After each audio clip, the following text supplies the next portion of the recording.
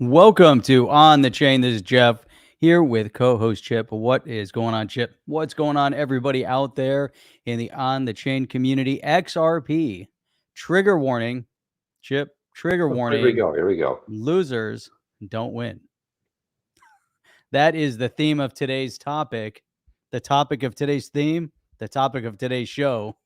We're going to talk about XRP. We got some feedback from the community from yesterday's show. We have a lot of fun going through those tweets. We had some feedback from Crypto Eddie. We're going to play that. We got stuff on Sam Bankman-Fried turning the tide, turning the table and ratting people out. What's going on with that? And a lot of other amazing things happening in the crypto and XRP space. We're going to cover that. I think we might even have a Stu Alderoty video to play, which is going to be really cool. So, Chip, if you're ready to kick this thing off. Yeah, let's go. Let's get it going. Let's go. Welcome to On the Chain. Yeah, Jeff, we might have to put trigger warning before every podcast because yesterday, guys, everybody, I mean, the internet, I think we broke the internet yesterday and triggered like half of the people that I had never seen before. Yeah, half the internet. Like, it was going crazy. I'd never seen so much engagement in a tweet, but we'll get into that a little bit later in the show. But I think what we'll first jump into is Panos. Panos is like one of the community members that calls out the FUD and consistently is just bringing value, which is what I love about him. And my dog is getting a little crazy over here. Here we go. So let's go like this. Let's check this out. Here we go. Let's go. There we go. So there we are. So he put up this great tweet thread and how the XRP ledger decentralizes finance and empowers individuals and businesses since 2012. It's like that already starts off pretty good, Jeff, right there. I like that. Just on its face, you know. Man, and 11 years. Think about that. Right? More than a decade. Yeah, it's like over a decade since 2012. Every time you see a business, they have a logo and it says founded or EST for established in 2012. It's like 2012, it seems like, man, it's another decade. It's a long time ago. And then you got to traditionally put that little Twitter thread in there. That's always that little icon because, you know, you might not know if it's 1 of 11. Oh, that's a thread? That makes sense now. Yeah. Looking at that thing. Like, they're wondering what it was. You're like, what the hell is that? Yeah, it's a thread. Why is there a column? Like, well, you can't really see column over there. It's hard to see. It's a thread, right? So it's a little whatever you call it. I like little sewing little things, a little thread coming off the side of it. But it goes on to say the XRPL is an open source, decentralized blockchain with a robust technology that pioneered DeFi by introducing the first decentralized exchange, tokenization of assets, and more. And it's like we keep bringing it up, but I think people forget, Jeff, that the DEX was the first. It was like the first decentralized exchange ever is on the XRPL. It's what brings it. It's what allows the interoperability between either like a fiat currency or a digital asset. But people made a big deal out of like, DEX is coming out like 3 years ago. Like, well, it's a decentralized exchange. Well, welcome to the party, pal. It's been around here for a long time. And he says, here it is right here. So a little graphic, XRPL is the ideal ledger for decentralizing finance. You got the OG DEX. XRPL offered the first built-in decentralized exchange, and it's been in continuous operation since 2012. The performance, XRPL, best in performance or best in class for fast, inexpensive, reliable liquidity and settlement. Got the liquidity going there. Companies like Ripple can provide liquidity on the DEX, decentralized exchange, via existing relationships. And then federated sidechains, which gives you that interoperability, provide horizontal scalability and cross-chain interoperability. Well, the interoperability between fiat is already there, right?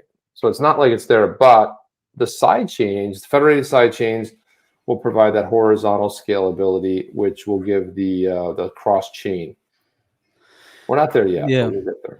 So Chip, I look at those 4 things, and it really is impressive. This is one of the reasons why we continuously single out the technology of XRP and the XRPL. The one thing that most Bitcoin maxis and many of the other projects, they just haven't grasped 100% is that it's more than just the asset, it's the full program, that of opportunity. And when we look at the XRPL and whatever you can construct on the XRPL, when you have a lot of the technology that's already inherent, right within the foundation, it's really, really impressive. And Ripple, when we look at the technology that they rolled out, for their cross-border transactions, for their institutions, they're utilizing many different aspects of the DEX. They're also, if you think about MoneyGram using ODL, but also doing, at that time they were doing foreign currency transaction. So it's really impressive. We're talking about real world activity, real world technology. The one thing that Gary Gensler and his cronies are trying to dismantle and disrupt here in the United States, or at minimum, they're attempting to push it offshore where it's accepted, everywhere else in the world except for Gary's bedroom. Gary's bedroom. Who really knows what? I don't know why you brought that up, but that's creepy in itself. I don't know where he's doing his videos from. I mean, could be his living room, could be his bedroom. I don't know. Could be the study. I don't know. Could be his study. It's hard to know, but Jim D brings up this. He says that who needs Fed coins when the premium stable coins are more liquid and stable than the Ponzi fiat bouncing around on DXY, right? So that, yeah, that makes a lot of sense there. And then, Lee Sands said this right there. He said the title yesterday was well received. We'll get into that a little bit later in the show. But yeah, boy, it was a lot of fun. Holy trigger today. Trigger warning, right? A lot of trigger. Yikes! There's so much triggering going on there. Smiley's helping. I don't see Smiley in timeout. I don't know. Why'd you go into a timeout? Were you maybe posting too much? I don't know. No clue. So I don't know why you want to do a timeout there, but yeah, I'll be right there. So Lisa says, "Hey, I hope y'all know that XRP is just an investment, and no investment is not without controversy. Make sure that you see all angles and choose your path." I see what that means. Holy cow. XRP Carolina. Oh my God. OG Carolina. Holy cow. I have not seen XRP Carolina. XRP Carolina. So it's awesome to see you back. He's an OG with the show. We used to do a show together back in the day, man. It was awesome. How many of you guys remember when XRP Carolina? You guys remember this or no? I don't know if you guys do or not, but you guys remember that. You guys are OGs. James L. We are going to be doubling down on that, and we will be making and ramping up the titles. Hence, starting today with the trigger warning in the title. Losers don't win. Let that. Losers don't win. Winners never lose, and losers never win. I was going to put that in there too. Winners never lose, and we're winning. Well, I'm saying, like, I've never seen so many people come out of like nowhere, Jeff. I was like XRP, all these weird people that I've never seen before, and it was just incredible. Awesome. That was so great. We'll get into that later. And he gets into it. It's like, and this is good stuff. We'll remind ourselves of this. Since day one, the main goal of the XRPL has been to empower individuals, giving them full control over the assets, give them access to financial services without the need for banks and centralized entities that have many burdens and disadvantages. Now, Jeff, there's a couple key words in here that I want to get your thoughts on, like tying it back to what you were just talking about. Look at this. Here we go. Banks, centralized entities. And when you mention Gary Gensler and where he's doing his videos from, it seems like the two things he wants to sort of help along there, and that what's going on. Like when he talks about you don't need banks, you don't need centralized entities, it's kind of hard to wonder why anybody would go after Ripple, right? I mean, you're basically trying to like upend the apple cart, turn it over, and start something new. So it's interesting, when you look at the overall mechanism of the DEX, of decentralized, finance, and the possibilities of P2P lending, which already exists today. If you go to a platform like Prosper, there's another one that'll let you to invest in real estate. There's all sorts of different peer-to-peer lending type of solutions. The DeFi aspect and elevates it to a different level But one of the things that Panos is mentioning here, which is, can you move in a direction where you can remove the third party banking element from the whole solution? It's interesting because this is kind of where, I'll deviate and disagree, from that perspective, because I don't think that people overall, the technology is there. We want to, it's there to empower individuals, give them full control over their assets, have full access without having to have a bank. That's amazing. And there's quite a few people that will want to take advantage of that. Whereas my opinion is that the majority of the people out there need a third party comfort, hammock system to support them and make things easy for them and take away risk and everything else. And maybe eventually there'll be a solution where you can remove risk, but as a counterparty, whatever. But imagine now, if we think about any platform that we're going to have to utilize, if we go into a Coinbase or an Uphold, and you're sending money to somebody through Uphold or whatever it is, that is your quote unquote bank, right? If you're now no longer holding on a cold wallet, you're banking yourself if you're putting it into your ledger.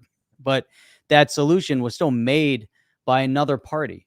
That other party is making your banking solution. So there's always going to be third party involvement. I don't see in the near future where there's going to be a complete removal of being able to do any kind of peer-to-peer business transaction or movement of funds or getting money for your mortgage or your car or business loans or anything like that. I think it's going to be really difficult without all these third-party entities.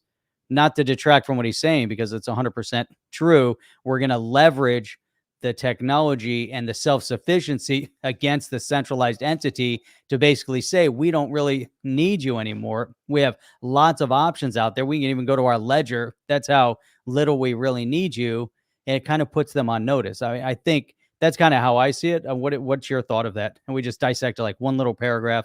Again, Panos says a lot more in one tweet than we can say in an hour. So it takes a lot to break it down, but yeah. I think you're onto something there. But I think let's fast forward to the future a little bit, and we're sort of like workshopping this in terms of what we know today, right? Where are we today? How do we look at banks today and centralized entities versus where should we be in the future? And I think that if we get to a point where there's some legislation around not only digital assets, where as long as we get away from this security conversation and garbage and the security Gensler, like just crushing it. But let's suppose we get to a good place and we think about digital assets where they're completely decentralized, and we think about stablecoins getting a little bit of a nod in as far as where they are in the ecosystem. And I think they'll play a really important part. And the reason I say that is because I envision a day where when Brian Brooks was came out with the idea that banks can custody crypto. Well, let's suppose you can't custody crypto. Let's suppose that there's 5, 6, 7, 8, 10 of the, let's say, stable coins out there. And I thought I heard a phone. Is that your phone? I heard something. There you go. Wow, this is got a crisp on apparently. No. So here's how it could look in the future. You could actually have, let's say, you brought up a mortgage. So you qualify for a mortgage. It's time to move the funds. Well, you could eliminate a lot of that middleware of somebody being in the middle, and then all these transactions. A lot of that goes away. So the fees could come down, the points could come down. And let's suppose that whatever digital asset you're using, you're totally bypassing a bank and the currency. And on the blockchain, you've got title companies that are going to be able to accept on the blockchain. And they'll just be blockchain based and be like, okay, are we working with your bank or are we working with blockchain? It'll be like one or the other.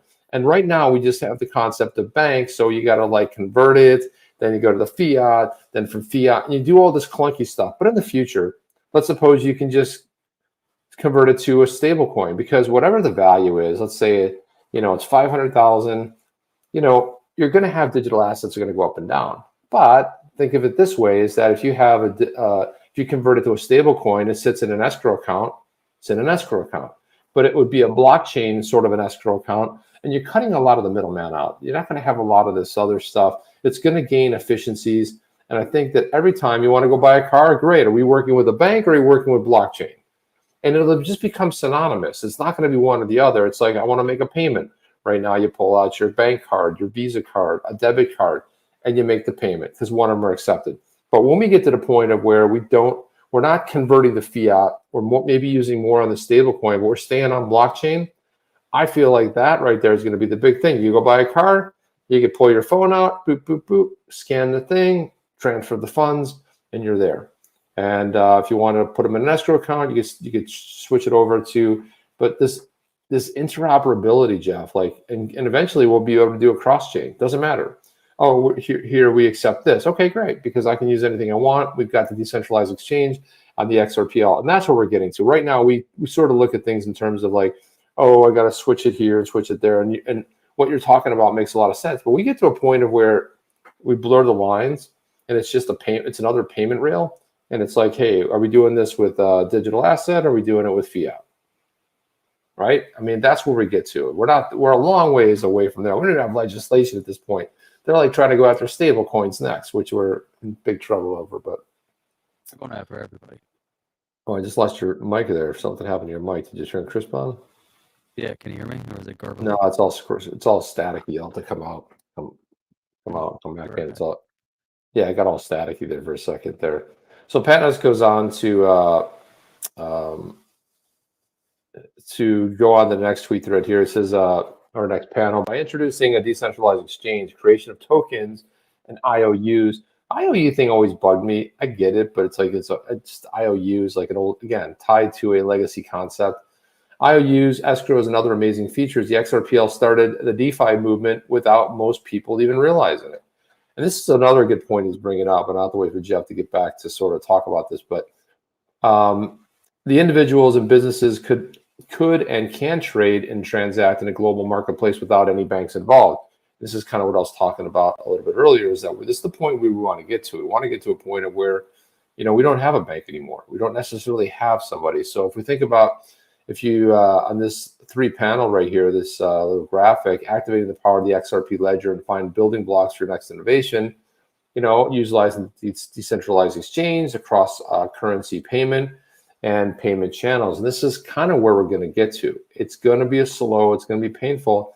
But I think once we have some clear-cut legislation and we know the difference, and we're not wondering, is it legal? Is it, what's Gary Gensler going to say today, or what's going on? Once we get there, this will just be like another payment rail. That's it. That's what we're going to get to, Jeff. And he brought up this good point here of that the DeFi movement was started by the XRPL before most people realized it. The multi-signing, flexible options for custody and security on ledger accounts, and then tokens. All currency other than XRP can be represented on the XRP ledger as tokens, sometimes called IOUs. And honestly, this whole thing has bugged me for a long time, right? The concept of an IOU, it's a swap, right? So it's like you have this sitting here, and it represents this, and they call it an IOU. But an IOU, in traditional sense, it's kind of like a legacy sort of a concept. That's why I was never happy with them calling it an IOU. I don't know about you, but it always bothered me them calling it an IOU. I wish we'd come up with a better term for that, because if you have something that's represented on the XRPL, is it really an IOU? No, it's more of like a swap, or a in place of a placeholder or whatever, but the value's still there, right? It's just on the XRP ledger. It always bothered me, but anyway, that's just me. Goes on to say that hundreds of projects are currently built on the XRPL and using XRP for many different use cases that most of the crypto community is not aware of. There's a ton of different. This is probably good to pop over to that too. Let's go click over here for a second. I mean, he's digging into some really, critical elements of the XRPL. What's interesting, as you start looking at, kind of you lift up the hood and you start peeking around, and, you could look at Bitcoin and try to look at the code and everything. But here, what's nice about the way he's breaking all this down is that we're starting to see the components, just the foundation of what XRPL offers. And why is it so significant? Why is it that Gary Gensler has a crosshairs and a bullseye on XRP and on Ripple? And you start realizing that there's so much technology that is being that is there, that it is in existence, that does serve as somewhat, based on the first tweet, does seem a little scary and seems as a threat uh, to many of the people that Gary Gensler reports back to. And it can create, from their perspective, a loss of long-term power. And so as soon as we have that disruption, it changes a lot of things within government, the stranglehold on the financial infrastructure in different veins. One of them being the Fed, and beyond. And so, Chip, this is very critical information to review. But I think at the end of the day, most people like to take more of a surface look, and they don't want to look under the hood. They don't want to see all the amazing things. So I'm glad that we're able to show it and talk about it in a different way. Yeah.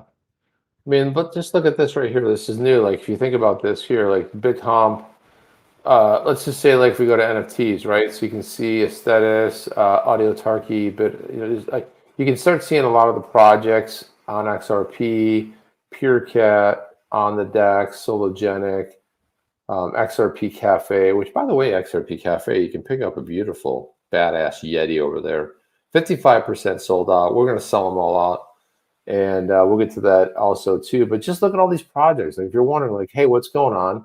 You can go to XRPL.org, and you can go into the use cases, and you can just sit there and kind of look around and see, like, even on the DeFi side, what's happening in DeFi.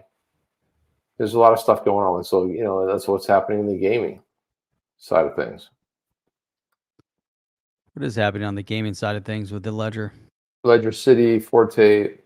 I remember that with Forte, they gave like 100 million. It was either 100 million XRP or it was $100 million, something like that, to sort of like fund. It wasn't like specific to the XRPL, but again, so there's just so many places you can go with this on the wallet side, the Gem wallet, the Sum wallet, interoperability side of it, of the house, multi-chain, obviously payments. There's a lot going on there. So it's just like, it's nice to see this. And getting back over to Panos' tweet here, the XRP Ledger's native decentralized exchange allows users to trade assets without the need for intermediaries. And this is where we're going to get to. You don't need those intermediaries anymore. That was the word I was searching for. Central party, in between that party. By removing the reliance on centralized exchanges, individuals and businesses gain more control over their assets and then can transact with increased security and efficiency. There are many great tools and UIs to access the XRPL decentralized exchange. Here, somebody else put a great tweet thread out with a lot of attention to XRPL. I wanted to highlight the decentralized exchange and some of the great tools to utilize it. That's another one. DEX. And then with the upcoming upgrade, the XLS-30, the XRPL DEX will adopt and introduce a hybrid model that will support both the automatic, what is that, money mark? What does that AMM stand for again? Somebody must know. Automatic money market. I don't know what it is. So, AMM pricing and order book pricing. This means more flexibility, liquidity, income opportunities in DeFi. And I know David Schwartz was really automated market makers. Automatic market makers, right? Yeah. So again, so automating that process right there. And that's something I know David Schwartz talked a lot about. And then, yeah, there's right there, automatic market maker. To learn more, click the link above, it says, Jeff. Simple. So there it is. And so protocol native, protocol-wide liquidity pools means liquidity is shared at the blockchain level, makes it easy for developers to integrate AMM functionality into projects. No front running, federated consensus, and canonical transactions. Ordering, eliminate the MEV and front running. Both terms will be explained in detail below. But there it is right there. All this stuff that comes to the Front running is one of the minor extractable values, the MEV, whereas by a profitable transaction seen in the meme pool, and same trade is made, albeit with higher gas fees, so it's executed first. So again, they're fixing a lot of the stuff that's problematic. Federated consensus, transactional ordering, single side.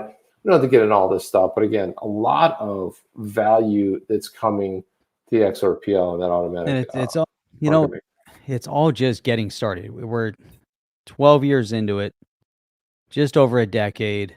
There's a lot of amazing things on the horizon. We're just getting to that liftoff phase. Could you imagine if the chair of the SEC would have come after the .com during its boom, right as it was just getting to take off, and they came in and started crushing companies coming after them. And granted, there was a lot of money being thrown around. If you had a .com in your name, they immediately, started throwing money at you. Oh, you're an internet company. Here's $100 million. Here's 20 million. There's money flying all over the place. But could you imagine? Here comes a Gary Gensler.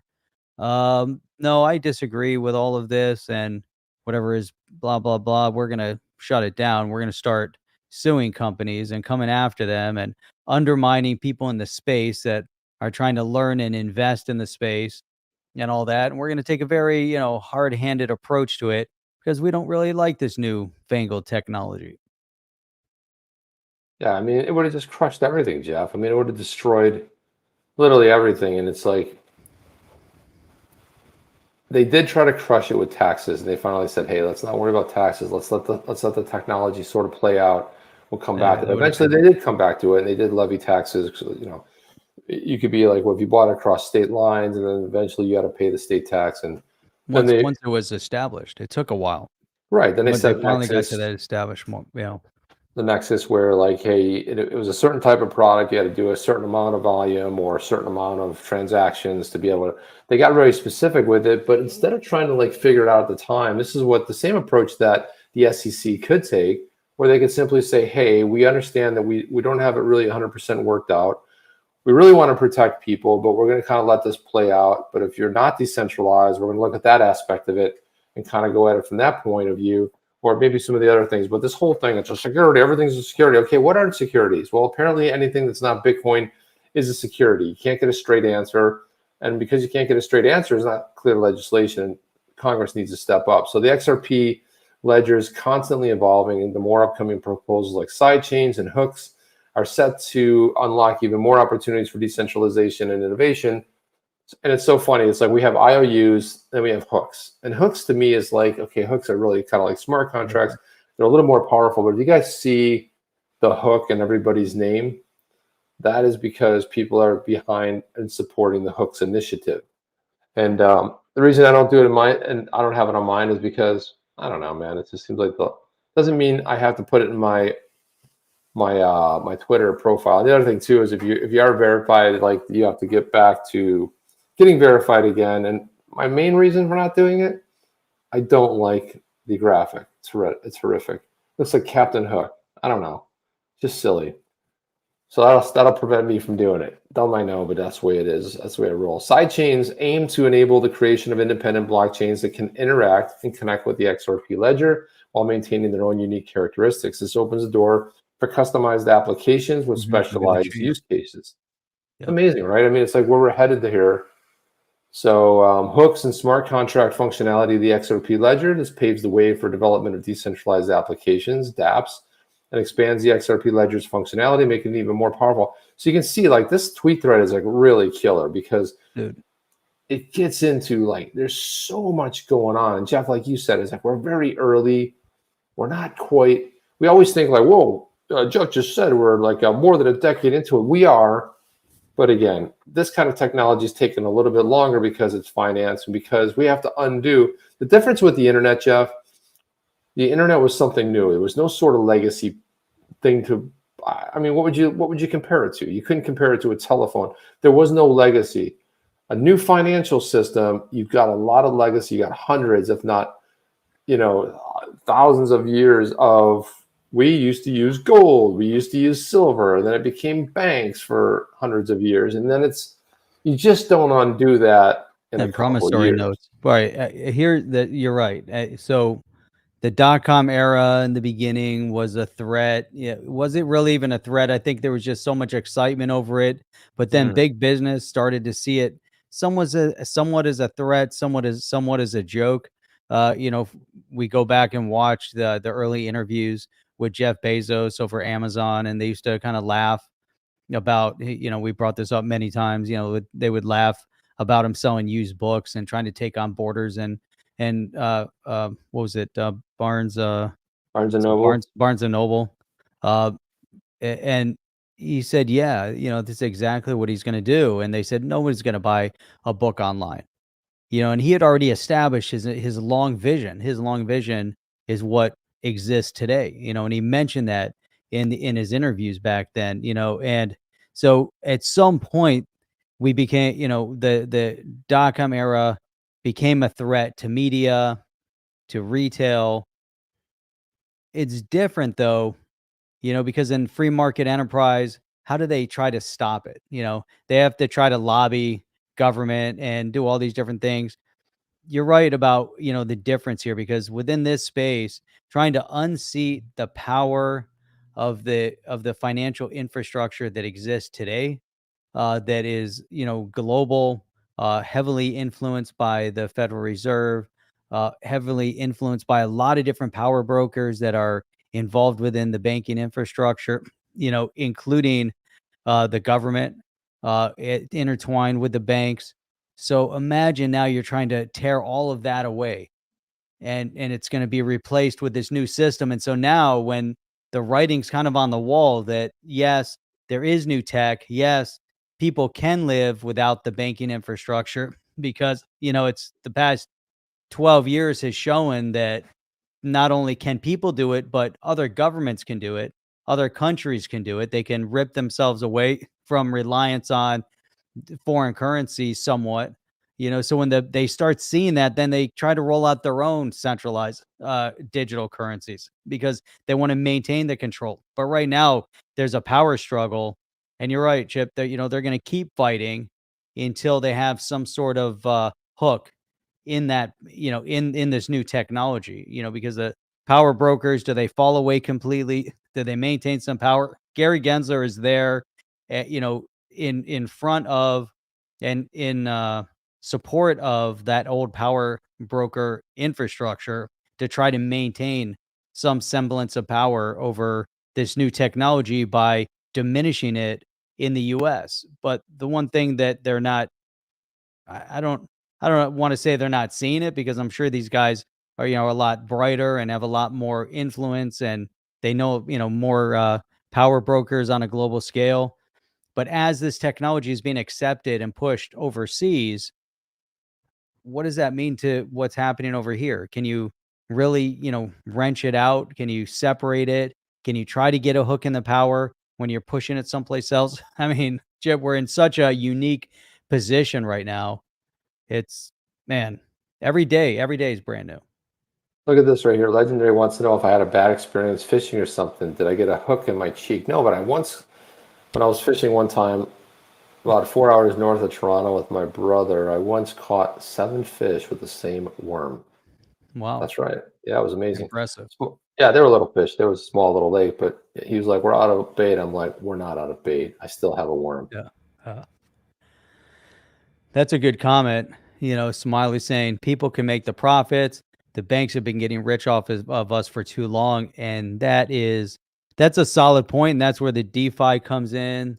And this is where I believe, if we can get the DeFi, you get more P2P lending, and I'm obviously the tech can grow a lot, but even from, the borrowing lending perspective. And I keep going back to Prosper, even though it's kind of legacy, but there's people that are investing. I've invested on that platform a long time. You're investing there and you're gaining, modest returns, 5 to 7% returns, and maybe even higher depending on your risk tolerance. And so you can get decent returns on the platform, and it's people lending money to other people. It's the greatest thing ever, but you're right on the banking side of it. Think about, Chip, you're involved in mortgages for a long time. but the amount of money that banks make off of individuals when you go and mortgage your house, and even that, it seems like small percentages, but they make a shit ton of money off of mortgages. Am I wrong about that? Are they trying to hold on to every last bit of this power? It's not just about moving the money. Maybe we can just get rid of their infrastructure. Maybe we can slim them down just to a couple departments. Is that possible, Chip? Yeah, the thing about it is when there's a lot of hands in the cookie jar, you don't want to, no counterparty wants to be removed or reduced, right? But eventually, I almost see the real NFT, I guess, expansion when we get away from what we're talking about, like, the actual JPEGs or these images, is really going to be an NFT will be tied to the blockchain, but that'll be all your title work. So a lot of the stuff that they have to do, title's a mess, Jeff. I know way too much about title. Been into it, at a company, at a title company. There's a lot of stuff, especially it can get really messy. But when you have title insurance for a reason, because you got to do a lot of research. You got to make sure everything's clean. But again, you know what will do that? The blockchain. The blockchain will eliminate a lot of this. A lot of the sort of manual work you have to do in searching and all that, the blockchain will certify it. So you don't have to worry about that so much. Jim D just lost power. You know how Jim D's he's always in a bar listening to us. Is he like watching us on the phone when he's there? Does he how does he Right, but he's I always think sitting there if you read through this one, it seems like it's at his bar restaurant. It's his restaurant. Okay, he's always in the restaurant or bar watching that. We got to come up and visit Jim D and get some vittles up there, and then we'll enjoy there's been a lot of power strikes and whatnot that happen on a regular basis, right? It's crazy, Jeff. Bunch of whatnots. I'll tell you what the whatnots I lost yesterday. I lost power 3 times, like rolling power, and it always crushes my the old concept of having a battery backup. I probably have to get that again because the routers go out, they get away from the power up, and sometimes you're in the middle of a call. It's just really way annoying. But today in internationally is Father's Day. So happy Father's Day, Jeff. Happy Father's Day. Happy Father's Day, Chip, and happy Father's Day to everybody who's out there watching. So Chip, you can't believe how much time we just evaporated talking about some amazing technology. Can we get a little bit into the trigger warning and I want to just Daddy, do you have something else that you wanted to go through first? Just one thing first, but because it's Father's Day, so I was kind of rolling into that. So Goop put this up at WG Hoop on or over there on Twitter, but he always puts up a lot of good stuff. But this one, happy Father's Day 2023 to all your dads. So important to show unconditional love to our children, raise the next generation, showing them integrity and honor, being the best examples we can be. And of course, he tagged a bunch of people, including myself in here, but he also tagged Senator John Kennedy. And who could forget this, Jeff? I mean, this is a really appropriate on Father's Day. We got to play this little clip right here. But this is the famous clip with Senator John Kennedy interviewing Gary Gensler. And tell me if you don't hear sound. Let me make sure it's turned up. It is. Let's go. Quite a career in public service. You've made a lot of money on Wall Street. I respect that. I honor that. But as to the people and the companies that you regulate as chairman of the SEC, do you consider yourself to be their daddy? No. Then why do you act like it? Quite a career in public service. Yeah, we just roll that you just roll that over and over again. The SEC. Do you consider yourself to be their daddy? No. Daddy. Then why do you act like it? It's a good question. Why do you act like it, right? I mean, as chairman of the SEC, do you consider yourself to be their daddy? Look at Gensler looking at his face. No. Then why do you act like it? Why does he act like a Jeff? That's a great question. Hey, Kelly Slade is saying we need to read James Filan's tweet. Yeah, I have that here. Do you have that propped up? The last one he put out, because he did put one out there talking about. I did put something in the keep for that, but which one? Because I mean, is there one that just came out? Just like one that came out a little bit earlier. Yeah. No, let's see. Let me see if there was something. Let me go look real quick here.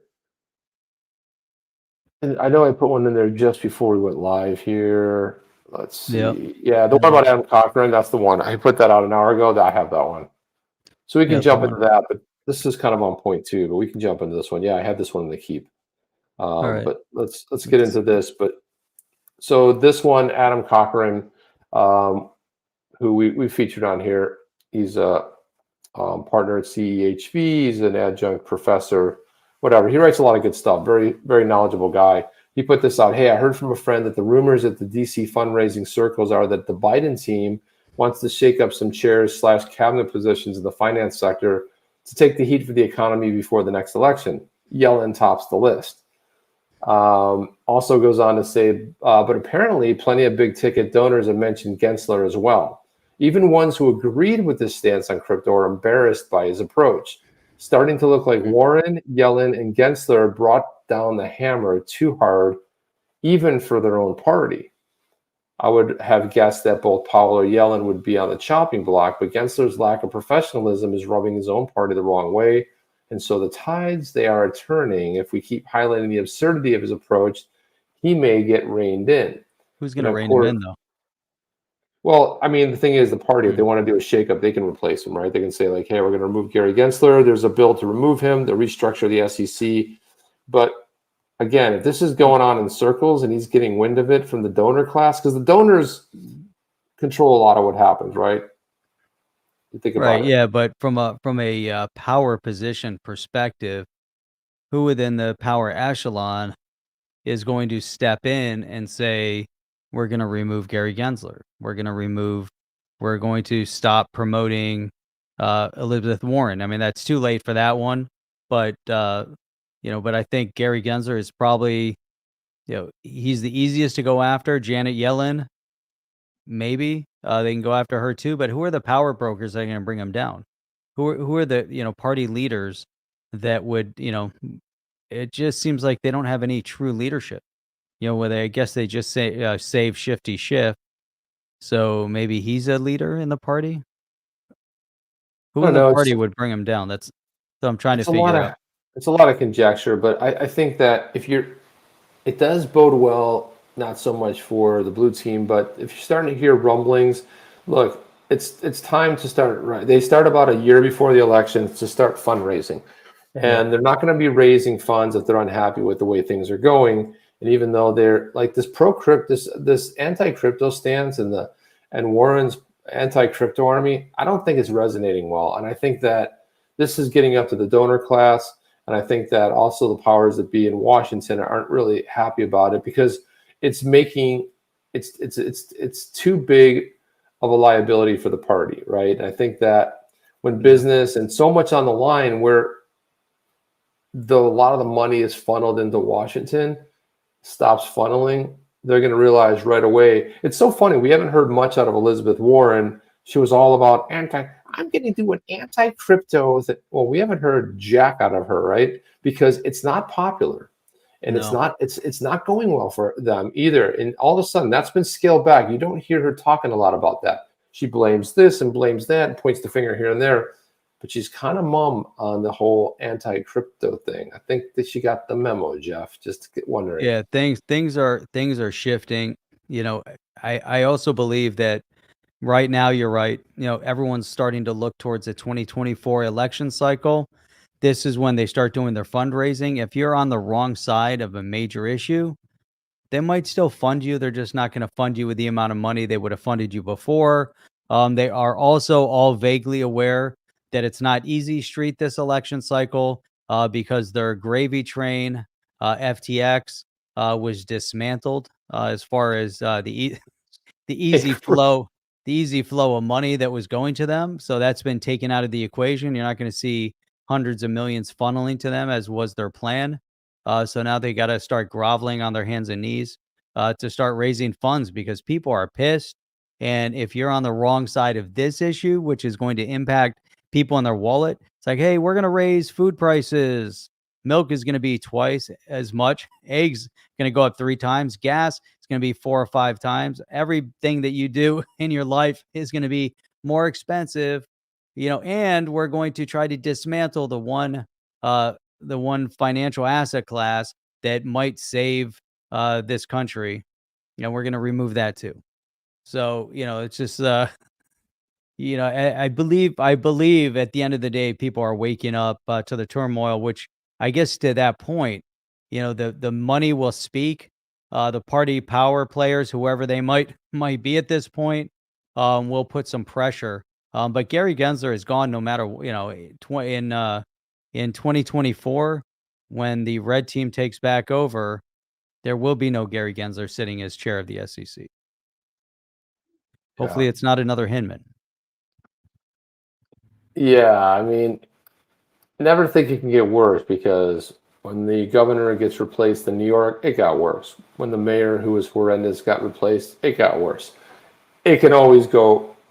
It can always get worse. It can always go worse, right? It can always. There's always so much worse. I mean, I don't know that everybody wants that, but Jeff, I wanted to put this up here because this is something. So yesterday we led with this headline right here, which was XRP will go to zero, Bitcoin will survive, U.S. government to end XRP. And wow, Jeff, wow, was there some backlash? 120 retweets on this one, 592 bookmarks, 391 like. But there were also roughly, I don't show the comments here. There were over 500 comments of people, and they were pretty crazy, right? They're all over the gamut. And I put this one up because the guy actually deleted it. He deleted it because there was so many negativity, and people just read that and they were like this knee-jerk reaction, like, let's comment. So somebody called me a fraud. They're like, no, that was a good one. He called me a fraud. Now, this guy Chip is a fraud, right? And I'm like, pull up a chair, hit play on that video, give me your best Sherlock Holmes. Am I a fraud? No rush. I got some time, buddy. And by the looks of it, you're a fresh face in these parts. Probably even haven't had the pleasure of watching one of our podcasts yet, right? That was good. So we got some when the air support got called in. It was unbeknownst to us, but air support came in from the on the chain community, and one special person kind of came into it. And I got to see if I can find. Let me see if I can just locate that. Let me pull this off screen for a second. But we got some support. We got some support here. Yeah. So here it is right here. None other than Crypto Eddie came in, and boy, did she make an impact. It's probably the most epic thing that I've seen to date. But she wanted to go ahead and say something, and I've got this video here, Jeff. I'm going to go ahead and put it up here. But let's play this, all right? But this is what she put up here, and this here is if I can pronounce this, Danajinki Dojo, which means it's a Buddhist concept and practice, which means to cleanse the mind, the body, and the spirit. But Jeff, this reminded me of that. Oh, let's just play it. But this reminded me of an old video game from the 90s, if you remember, right? Dandiki Dojo.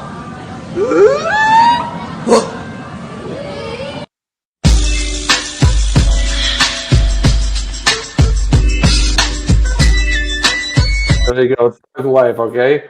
So she did a little cleansing in this, and she kind of sort of like homogenized the entire chain, but this is Danjiki Dojo, and that's like this cleansing thing. And what was that thing? What was that game where your body slam, right? Where that one character would fire the balls out. Remember what was that? Street Fighter, and then you had Mortal Kombat.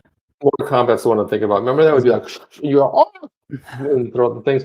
But we got to watch it one more time. This is just the most epic thing ever. Look at this right there. Getting into the position. Here it is. Dandiki Dojo.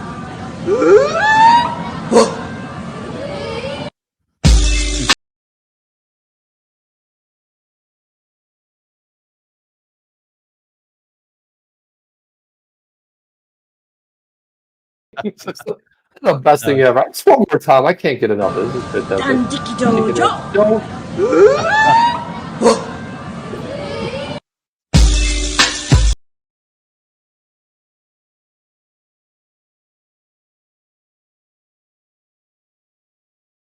It's just a breath of fresh air, that, Jeff. But it was great, though. It was just seeing all the commentary, and we've lived through some of that commentary over the long term, but it's amazing because people still come out and it's immediate. Oh, it's a clickbait title. I'm not even going to watch it. And the commentary. So we had to respond to many of those individuals out there, hence the trigger warning. on today's title, and also some of the messaging. I think we left them on Twitter as well as on on the video in the commentary. So it's awesome. It's great to see that. And we're going to keep ratcheting it up, because it makes it more fun. Plus you see the title, we dispel the titles, we dispel a lot of the stuff right in the beginning, gets people excited, gets people engaged, gets people talking, and it's beautiful. Thank you for that. Ripple Rich Navaldi. Appreciate that. Happy Father's Day. Sending a big, beautiful wish out there to all the fathers out there. Thank you for that. And of course, none other than Notorious puts together the best videos, hands down, that pull it all together. Thank you for that, Notorious, and the super sticker there. But I wanted to put this one up here, Jeff, from you that you'd posted up here on this badass. Yeah, that's right, man. That was some badassery right there. That want to be my meme for everything when I just want to go into and just cleanse out a particular tweet thread or something like that. But Jeff, you put this one up. You want to read that one? The best part is that most who are commenting on this video have been triggered by the video title and never actually watched the video. That's the best. Had you watched the video, you would have known that we dispelled the notion of the FUD. Then I think I followed that up with another one.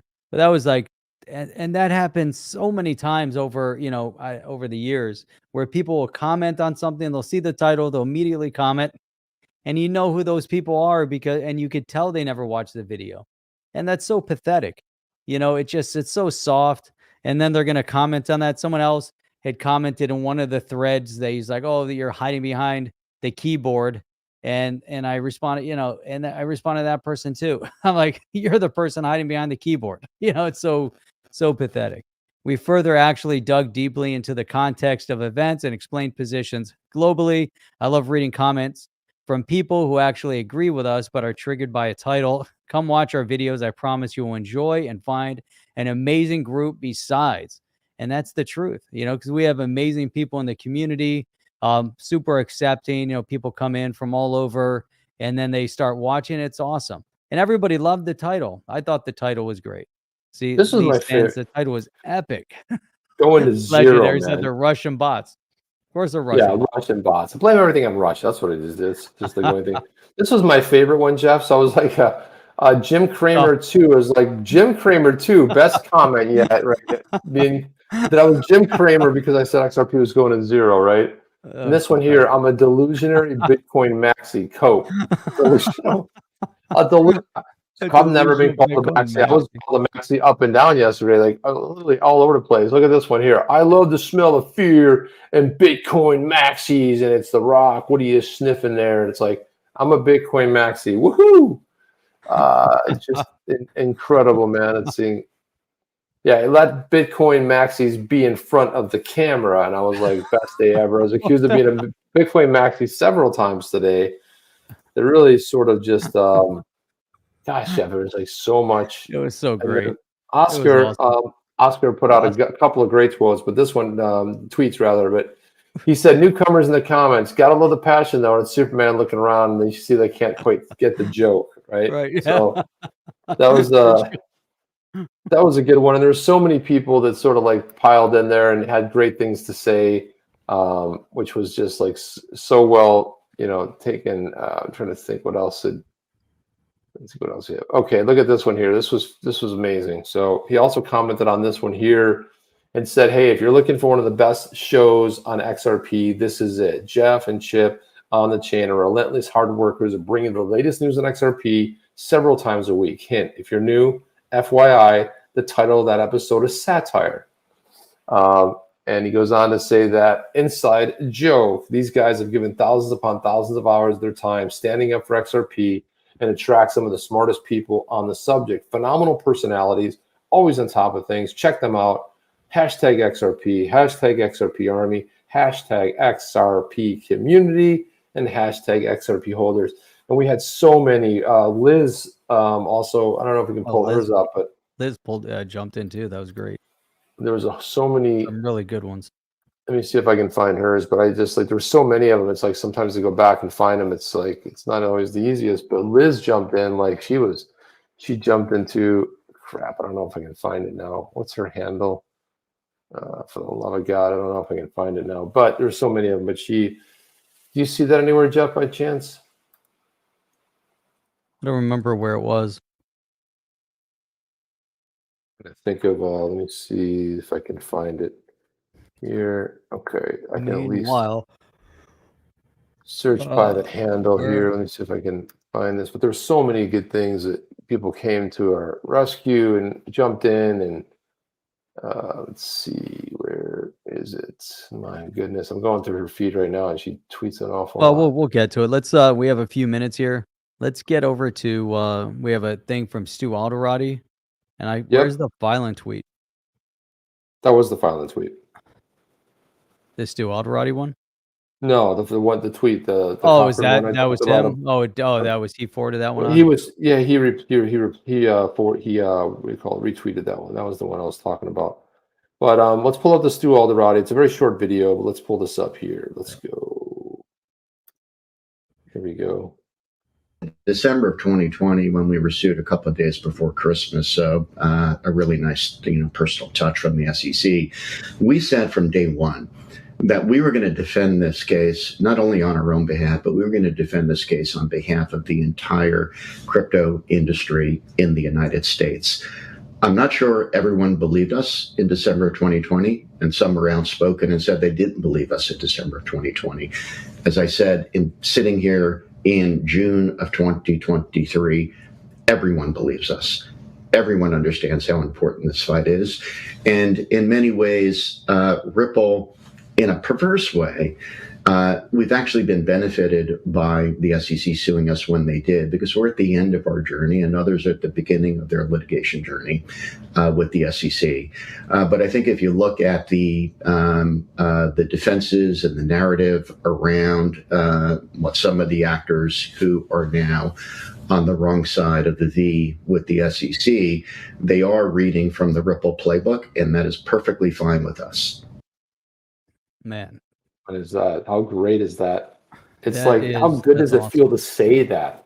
You know why? Because everybody else would have bent the knee. And this is what happened with Coinbase. They just bent the knee like, oh, no, we're going to comply. Not Ripple. Ripple's like a bunch of badassery going on over there. They're like, F this. We are coming after you. We're standing our ground. We didn't do anything. We've been talking to you guys for the last 8 years, 10 years, going in there, disclosing everything. Don't pull this, come in and talk to us bullshit. They called bullshit on it. They stood up, and guess what? They stood their ground. And thank God for a company like Ripple, and thank God for executives like Chris Larson and Brad Gellinghouse. They weren't going to sit there. They made it personal. They didn't allege fraud, and they came after them personally. They deserve every takedown they get. And what Stu's saying here, Jeff, is like, oh, all of a sudden no one gave two craps about what was going on with Ripple. But all of a sudden, everybody became a Rippleite and a Ripple fan overnight as they're patiently awaiting, because guess what? They came for them, and it's what we talked about. When they came for them, all of a sudden, who's left to defend them, right? So that's what we got going on here. And that was the thumbnail of the short video that we had go up today, defending all of crypto. What did you find that picture? Probably, oh my God, that's like, he's aged a lot. That's like in the last couple of years, he's like, it's like, it looks like young Garlinghouse from like 20 years ago, right? Hello, young Garlinghouse. It's like, what the hell, Jeff? Well, it's perfect. It kind of fit the narrative. Look at how sweet this is. Yeah, this is look at this right here, Jeff. This is so sweet. Look at Jackie right here. That's so great. Jeff and Chip, Father's Day beer on me. That is so nice. Really appreciate that, Jackie. Thank you guys. Really appreciate not only your support, but and again, there's so many folks that came in and just like defended us and just said like, hey, you never watch them. They're worth watching. And that right there meant the world to us to see that. So we appreciate that. Father's Day beer. That sounds really good, Man, Jeff. I was seeing all sorts of names dropped from there was stuff coming from Street Fighter and from and from Mortal Kombat. That was great. That was great. Two great games. I think we need to make, what that has to go in our rotation, Jeff? That's got to go. That's got to make our, we're going to call BS and stuff. We're going to cleanse it with some Crypto Eddie right there. We're just going to, that video is going to become part of our arsenal right there. You know what I mean? We'll put it into the, into the video rotation, you know, Video just got to rotation. I like it. stick it in there, keep it in the rotation. It's fantastic. I mean, I know it's amazing the time we spent here. It's already gone. What the hell happened? Ripple effect. Yeah. Oh, yeah. Mike. It's quick. Beautiful. Brad is turning gray. Yeah, Brad turned like this lawsuit. Someone turned gray a long time between ago. they're like, hey, you know, usually if you become president, the presidency ages you. You know, you can see like in 4 years. This lawsuit has aged Brad Garlinghouse in 2.5 years. It's like changed him. It's like he's. Oh, it's amazing. Yeah, right there. It's a good one from Lisa Enns. Stuart is a class act. Stuart Alderoty, we're lucky he's on our side. Yeah, absolutely. I'm so happy to see them speaking out, to see that Garlinghouse video the other day. They stepped up and they said, we're not bending a knee. We're standing our ground. Come at us. We don't give a rat's ass. We have an arsenal. And thank God that Ripple, and this is probably why I think they went after Ripple. Ripple's one of the few companies out there they could have gone out after that was able to defend themselves. Like we saw what happened with the library case. And, you know, they were just going to crush library. They're just going to outspend them. They have an unlimited budget. They can just go forever. And you can't expect that for That's a company. the problem. That's the problem. And Ripple, you know, they said, hey, keep bringing it, and they're going to keep paying lawyer fees. Yeah. So it could go on for a long time. Look at Ed. This is a great one. He's got the pizza, the Bitcoin pizza there. That's great. Appreciate that. Ed says, happy Father's Day, Jeff and Chip. Really appreciate that. Says we're going to the boom soon. I like that too. This army, Michael Murphy, this army will win in the end. Absolutely. We are on the right side of history. Yes. Oh, yeah. And look at that kick-ass, badass Yeti. Sophie, great show again. Always fun and full of great info. Catch you all on the next one. Good night to all you Rippleites. I call them a Ripplelite. I coined a new phrase tonight. You Rippleites. You Rippleites, you. I don't know if I said Rippleites or something else. Sometimes Jeff and I have to go back to watch to see what the hell did we just say? I don't know. It's just like, you know. XRP, Carolina, thank you on the chain. Chip Jeff continues bringing news to the people. You guys are definitely amazing. Carolina, it's so good to see you, man. It's like you feel like it's been such a long time. Thank you for jumping in here tonight. Happy Father's Day to you as well. Rob says, hey, Rob Critch says, thanks, guys. Really appreciate you. Yes, me too. XRP Legendary. Panic. And a lot of people bouncing at the end. This is great to see everybody here. You guys are amazing. This just proves with the OGs in the space coming in. I had to play that because he had got the XRP. Man, that happened on air. That's it. Look at how Notice the background. Look what's on the background. Oh my gosh. Gotcha. That is. I didn't realize we had that so long. Oh yeah. It's been a while, right? But this is what it's going to be like, Jeff. This is what's going to be. We're going to see the filing tweet. We're going to all look at it, and then this is what's coming next.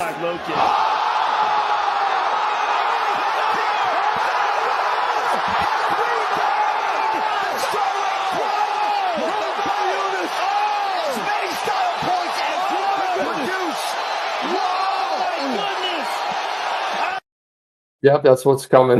That's what we got coming on, right? Pandemonium everywhere. Everyone be super excited, super happy. Everyone's going there. So yeah, it's we're headed, guys. That's all we have, Jeff. That's all we got. Best and brightest, guys. We'll see you on the next one. Chip and Jeff. Out. Thank you guys for all the support tonight. We appreciate you. We love you guys. Best and the brightest. We'll be back. Today's Sunday. Man, Sunday we'll be back Wednesday. Yeah, beautiful. See you guys on the next one. Chip and Jeff. Ow! Are you down with OTC? Please like, subscribe, and click the bell to be notified when the next video drops.